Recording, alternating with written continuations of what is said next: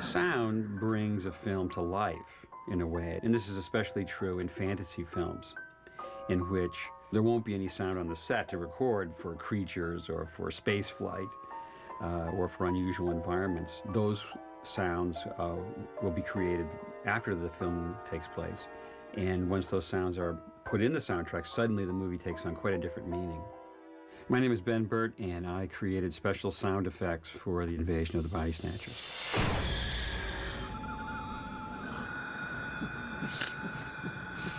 I'm a sound designer, and my job is to imagine what the sounds in the movie are going to be, and then to create them.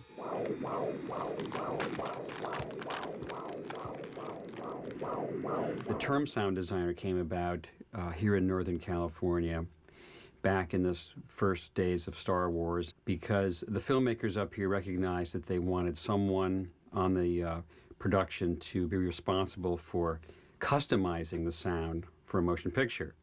And so my job, as well as other sound designers that emerged at that time, was to create special sounds that were designed specifically for the dramatic needs of a given motion picture.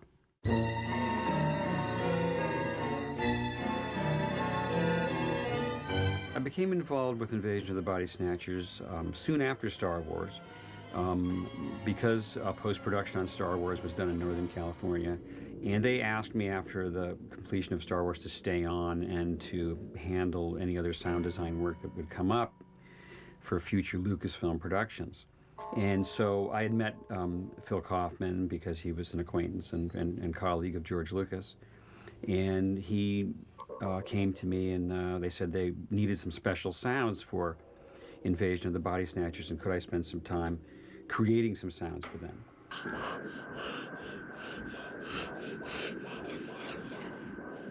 After Star Wars, I was in a mode in which I'd found the success of organic sound effects in a motion picture. By that, I mean taking real sounds in the real world, recording them, altering them maybe slightly, and then putting them in a movie soundtrack. So I took the same approach on Body Snatchers. I thought, well, okay, they need some otherworldly sounds of these alien pod entities coming from another world, and I think we talked right away that we wanted something that brought to mind the sense of birth. So I was set out on a path right away to record birth-like sounds. In the sequence where the pods grow and come to life in the garden, they're being born. And oddly enough, at that time, my wife was pregnant with our first child. One day I had a doctor's appointment to listen with a microphone to the sonogram, the sonic sounds of this unborn child, which we didn't know was a boy or a girl. So I took my tape recorders with me, thinking, well, there might be some good birth sounds here. And of course there was fantastic sounds. At that time, it was a new thing to listen to the child, developing in the womb. You could place a microphone against the mother and listen to the heartbeat. And you hear, depending on where you put the mic, you hear a funny, weird, almost kind of heartbeat sound. And it has a sense of wind, it has a sense of liquid and almost a squishiness to it. And I recorded those sounds.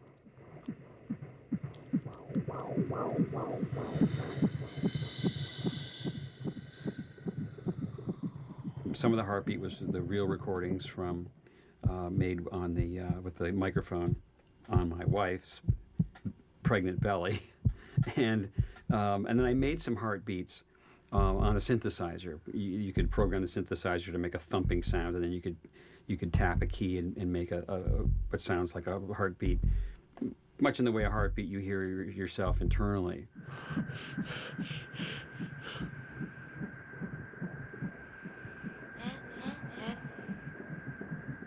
The breathing sounds came from 3 different sources, as I recall. One of them was I just did strange breathing myself. As sound designers do, you close yourself in a room alone where nobody can see you and you perform different sounds.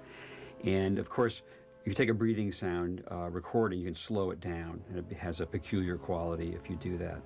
The second thing was I did some breathing through a scuba regulator. I'd done some originally for Darth Vader, and so I got some of that equipment back, and I did some different variations. And if you take a small microphone and put it in the tubing of an aqualung, the kind of apparatus you'd normally wear underwater, you can get an interesting quality of breathing because the air is passing through some valves and it's through a pipe, and so it just has a strange quality to it.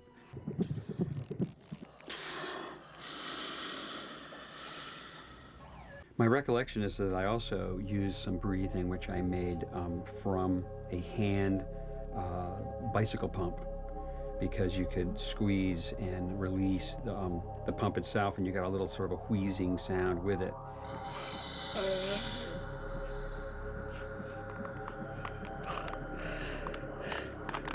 I had done some experiments on Star Wars but didn't use it, and this sort of led me in this direction. But the sounds of a baby whimpering, or the kind of sounds it makes just before it cries, if you record those and slow them down, it's a very strange, weird sound.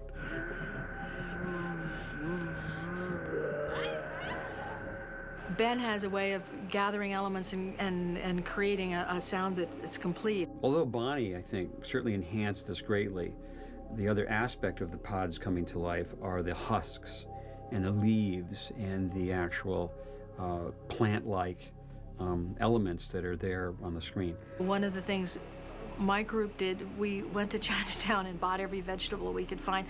We ripped apart in Foley and recorded every weird vegetable and fruit. I mean, we learned all about the sounds that food makes, and because when those things pop out and you just hear ripping and tearing and leaves dropping.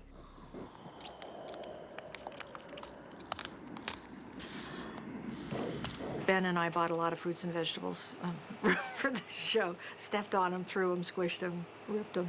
So those sounds became really the foundation for those pods coming to life. Bonnie had the job, of course, of doing all the other sounds in the movie, you know, cars, vehicles, ambulances, you know, whatever it needed. One of the effects that I'm really pleased with and proud of is the garbage truck sound. There's a running theme visually, I think it occurs 7 times in the film, where garbage trucks carry away, you know, when the pods have taken over the body, the shriveled body of the former person is put in a garbage truck. And I noticed, since I was often driving home in the middle of the night when the garbage trucks come out in San Francisco, that they have this whirring, this high-pitched whirring sound. So I went around with an auger and recorded lots of garbage trucks till I got the whir that I wanted, and then we mixed that. So it's a haunting sound that starts right at the beginning. The very first vehicle crossing the Golden Gate Bridge, right after the main title sequence, is a garbage truck coming into town. And then throughout the film, that garbage truck becomes weirder and weirder and weirder, as every sound effect does. The film is pretty carefully blanketed by the proper sound effects. There are birds when there need to be, there's sounds of nature. It's the world as we know it. But as we move more and more toward the end, we begin to kill the birds on the soundtrack. We begin to take all the sounds of nature out, so that all that are left are sounds of sirens, sounds of machines, sounds of garbage trucks. So finally you just hear garbage trucks everywhere, and this whirring is the disappearing people.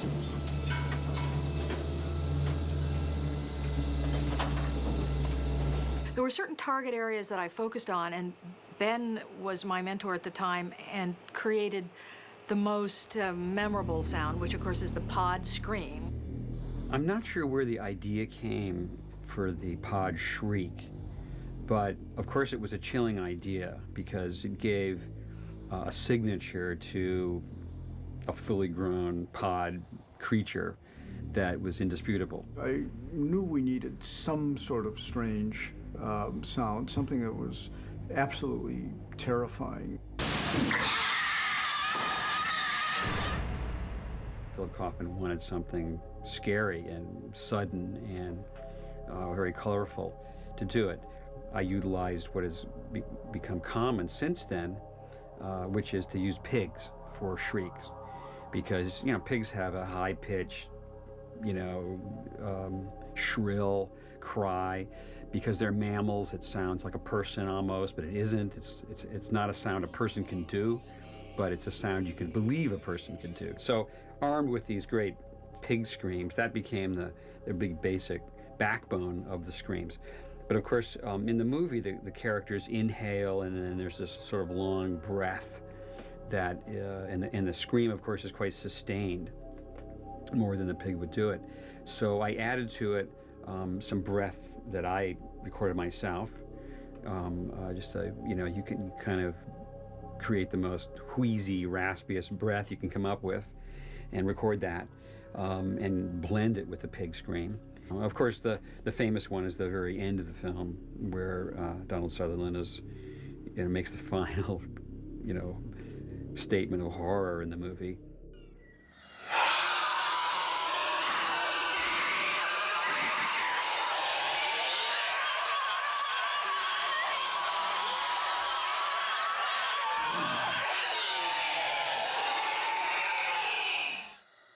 When the film came out, Dolby at the time thought that Body Snatchers was their best soundtrack, and for many years, they may still play it as an example of what Dolby could do. At the time, they were pioneering the technology of noise reduction, as well as how to split a stereo optical track so that it opened up on the sides and left the dialogue in the middle.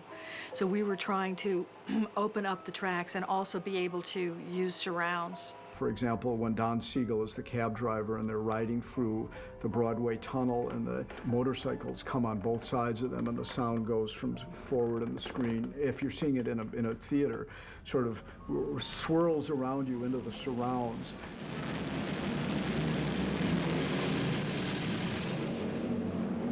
Sound is incredibly creepy and psychological. It is more psychological and emotional than picture.